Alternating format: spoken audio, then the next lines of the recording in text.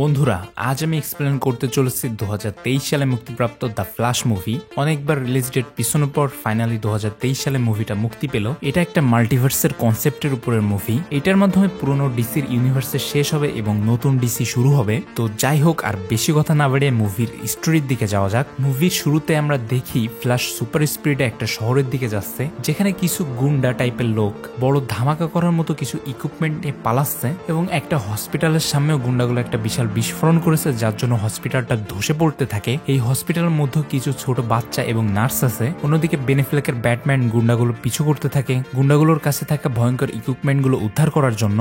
এদিকে বিল্ডিং যখন ভেঙে পড়ছিল, ফ্ল্যাশ তার সুটে থাকে ক্যালোরিমিটারের দিকে তাকিয়ে দেখে তার ক্যালোরিমিটার ডাউন। আসলে ফ্ল্যাশ যে এত জোরে দৌড়ায়, যার ফলে তার অনেক খাবার খেতে হয় শক্তি সংগ্রহ করার জন্য। ফ্ল্যাশের সামনে এই মুহূর্তে এমন একটা পরিস্থিতি তৈরি হয়, একদিকে হসপিটালটা ভেঙে বাচ্চারা পড়ে যেতে থাকে, অন্যদিকে ফ্ল্যাশের ক্যালোরিমিটার ডাউন। তাই ফ্ল্যাশটা সুপার স্পিড ব্যবহার করে বাচ্চাদের সাথে বিল্ডিং থেকে পড়তে থাকা একটা ফ্রিজ থেকে খাবার খায় এবং শক্তি সংগ্রহ করে বাচ্চা এবং এখানকার নার্সদেরকে বাঁচায়। অন্যদিকে আমরা দেখি ব্যাটম্যান এক এক করে সব গুন্ডাদের পিটিয়ে অবশেষে যে গুন্ডাটার কাছে ভয়ঙ্কর ইকুইপমেন্ট ছিল তাকে ধরে ফেলে। কিন্তু তাকে ধরার সময় সেই গুন্ডাটাকে নিয়ে এখান থেকে একটা ব্রিজের নিচে পড়ে যেতে থাকে। এই সময় এইখানে হাজির হয় ওয়ান্ডার ওম্যান এবং ওয়ান্ডার ওম্যানের হাতে থাকা দড়ির মতো যেটাকে বলা হয় ল্যাশ অফ ট্রুথ, সেটা দিয়ে সে ব্যাটম্যানকে বাঁচায়। তারপর এইখানে ফ্ল্যাশও চলে আসে। ব্যাটম্যানের হাতে ল্যাশ অফ ট্রুথ বাধা থাকার কারণে ব্যাটম্যান না চাইতেও তার ছোটবেলার বিভিন্ন কাহিনী বলতে থাকে। তারপরে ব্যাটম্যানের হাত থেকে এই ল্যাশ অফ ট্রুথ খোলার জন্য ফ্ল্যাশও তাকে সাহায্য করতে থাকে। তখন ফ্ল্যাশও না চাইতে বিভিন্ন সত্যি কথা বলতে থাকে।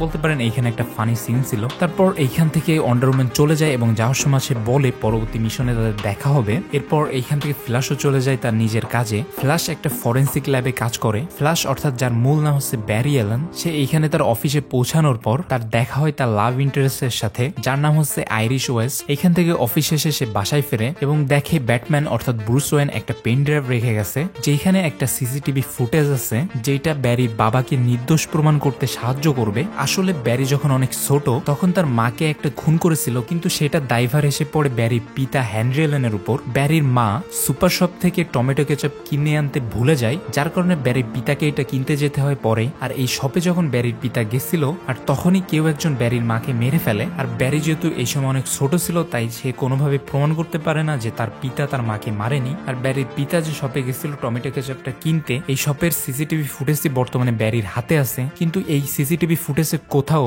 ব্যারির পিতার চেহারা দেখা যাচ্ছে না, কারণ সে একটা টুপি পরেছিল এবং সবসময় সে নিচের দিকে তাকিয়েছিল। তাই বর্তমানে তেমন কোনো প্রমাণই নেই যে যেটার মাধ্যমে প্রমাণ হবে ব্যারির পিতা তার মাকে খুন করেনি। ব্যারি ছোটবেলায় তার মাকে হারিয়েছে, এবার হয়তো তাকে তার পিতাকেও হারাতে হবে, কারণ বর্তমানে তাকে নির্দোষ প্রমাণ করার মতো কিছুই নেই। এগুলো ভাবতে ভাবতে ব্যারি অনেক ইমোশনাল হয়ে পড়ে এবং সে তার বাসায় গিয়ে পৌঁছায়, যেখানে সে তার ছোট থাকতে মা বাবার সাথে থাকতো।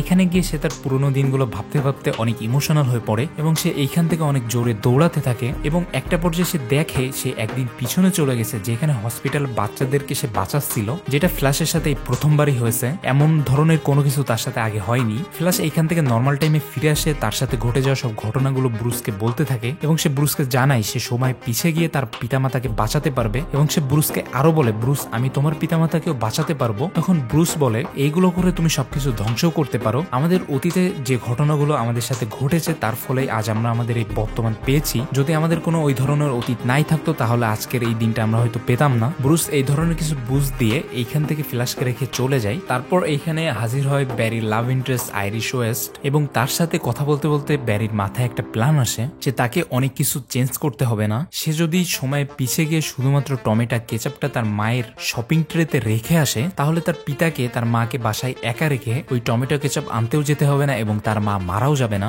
যেমন প্ল্যান তেমন কাজ। ব্যারি এইখান থেকে টাইম ট্রাভেল করে সময় পিছিয়ে যায় এবং তার মায়ের ওই শপিং ট্রেতে টমেটো কেচাপটা রেখে আসে এবং এইখান থেকে আসার সময় কেউ একজন এসে ব্যারিকে একটা ঘুষি মেরে একটা আলাদা টাইম লাইনে পাঠিয়ে দেয় এবং এই টাইম লাইনে ব্যারি পৌঁছে তার বাসায় গিয়ে দেখে তার মা এখনো বেঁচে আছে এবং তার পিতারও কোনো জেল হয়নি। এখানে ব্যারির মাতা পিতার কাছে ব্যারিকে একটু অন্যরকম লাগে, কারণ এটা তো বর্তমান সময়ের ব্যারি না। তারপরেও তারা তেমন কিছু বুঝতে পারে না। এরপরে ব্যারি যখন তার মাতা পিতার সাথে বসে খাবার খাচ্ছিল, তখন এই টাইম লাইনের ব্যারি তার বাসার দিকে আসতে থাকে। এই মুভির মেন ব্যারিকে আমি শুধুমাত্র ব্যারি বলে ডাকবো এবং এই টাইম লাইনের ব্যারিকে আমি ব্যারি 2 বলে ডাকবো। এরপর এইখান থেকে ব্যারি 2-র সাথে দেখা করে। আমরা এখানে দেখি ব্যারি 2 খুবই ফানি এবং সে সবসময় মজা করতে পছন্দ করে। ব্যারি 2 এর সাথে কথা বলতে বলতে ব্যারি একসময় বাইরে দেখতে পারে বিদ্যুৎ চমকাচ্ছে। এটা দেখে তার কিছু একটা মনে পড়ে এবং সে ব্যারি টুর কাছে জানতে চায় এখন কত সাল এবং আজকে কত তারিখ। আর এইগুলো শুনেই ব্যারি বুঝতে পারে আজকেই সেই দিন যেই দিনে সে তার পাওয়ার পেয়েছিল তার নিজের ইউনিভার্সে।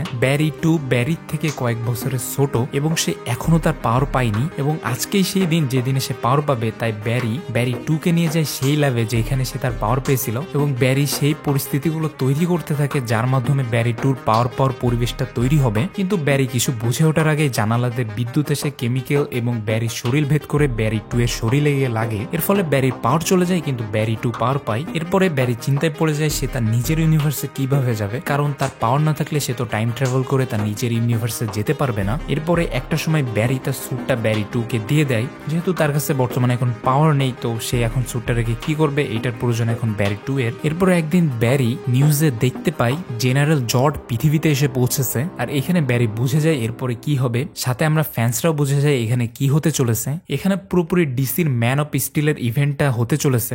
ব্যারির দুনিয়ায় যেহেতু এই ঘটনাটা আগেই ঘটেছে এবং এই ঘটনায় কি কি হবে এইসব সে ব্যারি টুকে জানায় এবং সে ব্যারি টুকে আরো জানায় এটা থেকে বাঁচতে হলে তাদেরকে সুপারম্যানকে খুঁজে বের করতে হবে। ব্যারি নিজের মতো করে খোঁজ নিয়ে জানতে পারে এই ইউনিভার্সে তার ইউনিভার্সের মতো কোনো সুপারম্যান, অ্যাকোয়াম্যান, ওয়ান্ডারম্যান এবং সাইবর্গ নেই, কিন্তু সে জানতে পারে এই ইউনিভার্সে ব্যাটম্যান আছে। কিন্তু এই ইউনিভার্সের কেউই জানে না আসলে ব্যাটম্যান কে, কিন্তু ব্যারি তো জানে ব্যাটম্যান হচ্ছে ব্রুস ওয়েন। তাই সে ব্যারি টু কে নিয়ে এই ইউনিভার্সের ব্রুস ওয়েনের বাসায় যায় এবং সেইখানে যে গিয়ে সে দেখতে পারে এই ইউনিভার্সের ব্রুস ওয়েনের অনেক বয়স হয়ে গেছে এবং সে অনেকটাই বৃদ্ধ এবং সে অনেক ডিপ্রেশনেও আছে। এই ইউনিভার্সের ব্রুস ওয়েন ব্যাটম্যান হওয়া ছেড়ে দিয়েছে, কিন্তু তারপরেও ব্যারি তার কাছে সাহায্য চাই এবং এইসব ঘটনা সবকিছু খুলে বলে। কিন্তু এসব শোনার পরে ব্রুস তাদের সাহায্য করতে বারণ করে দেয়। তারপরে ব্যারি এইখান থেকে বেরিয়ে এসে ব্রুসের আস্তানা খুঁজে বের করে এবং তার টেকনোলজিগুলো ব্যবহার করে সুপারম্যানকে খুঁজতে থাকে। এইগুলো বাসায় বসে বসে ব্রুস দেখতেছিল, কিন্তু তারপরেও সে ব্যারিকে কিছু বলে না। ব্যারি পরের দিন সকালে জানতে পারে স্পেস থেকে কোনো কিছু একটা রাশিয়াতে এসেছে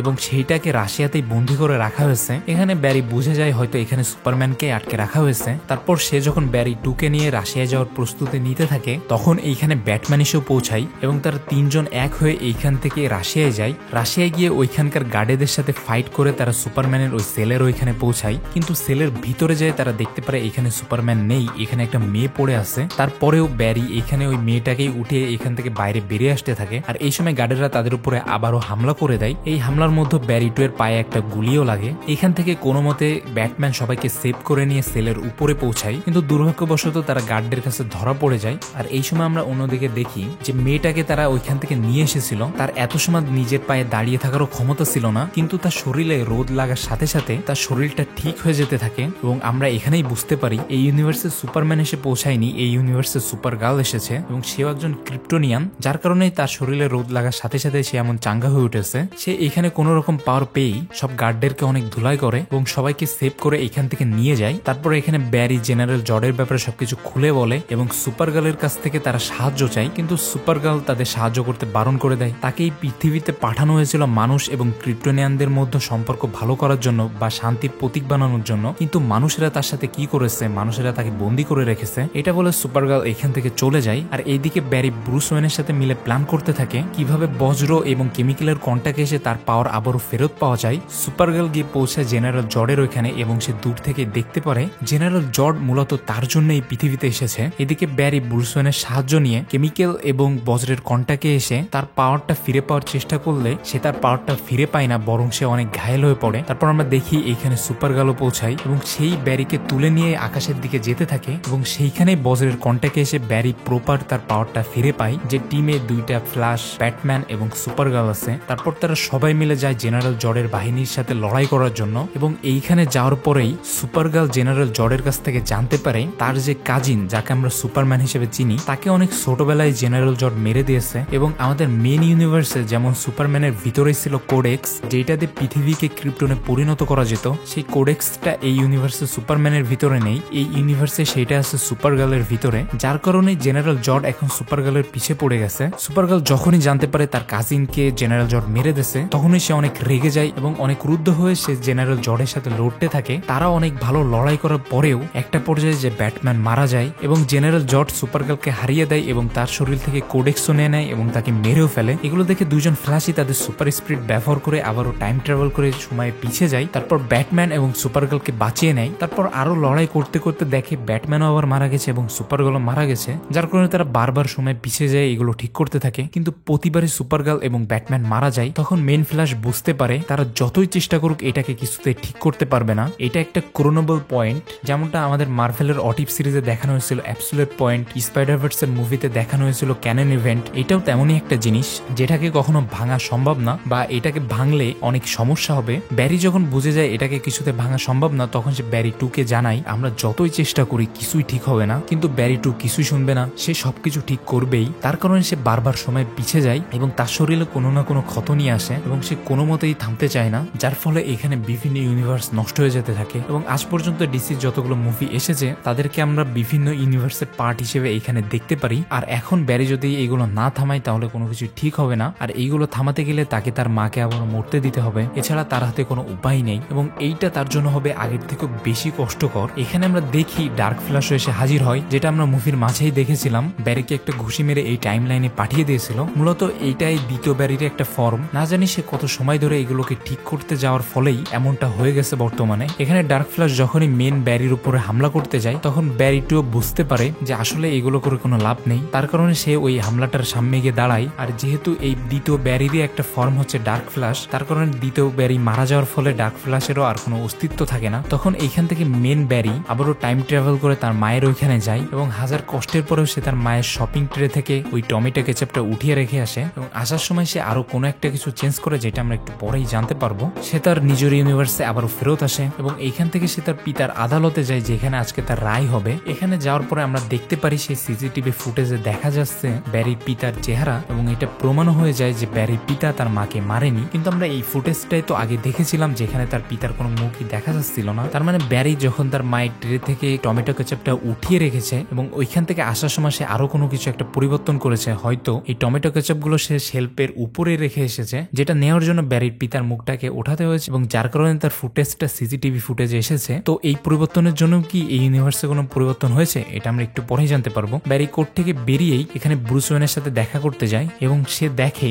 এটা অন্য কোনো ব্রুস ওয়েন, আমাদের মেন ইউনিভার্সের ব্রুস ওয়েন না। তার মানে হ্যাঁ, অবশ্যই আবারও কোনো গড়বড় হয়েছে। আর এইখানেই মুভিটা শেষ হয়। পরবর্তীতে হয়তো এইসব ইউনিভার্সকে বাদ দিয়ে ডিসি মেন একটা ইউনিভার্সকে ফোকাস করবে এবং সেইখানে তাদের স্টোরিগুলো কন্টিনিউ করবে। তো এখন দেখা যাক ডিসি তাদের কি ধরনের প্ল্যান নিয়ে ভবিষ্যৎ গঠন করে। তো বন্ধুরা, আজকের মুভির এক্সপ্লেনেশন এই পর্যন্তই। যদি আপনাদের ভিডিওটা ভালো লাগে তো লাইক কমেন্ট করে আমাকে জানাবেন। বন্ধুরা, দেখা হচ্ছে আপনাদের সাথে অন্য কোনো ভিডিওতে। ততক্ষণ পর্যন্ত ভালো থাকবেন, বাই।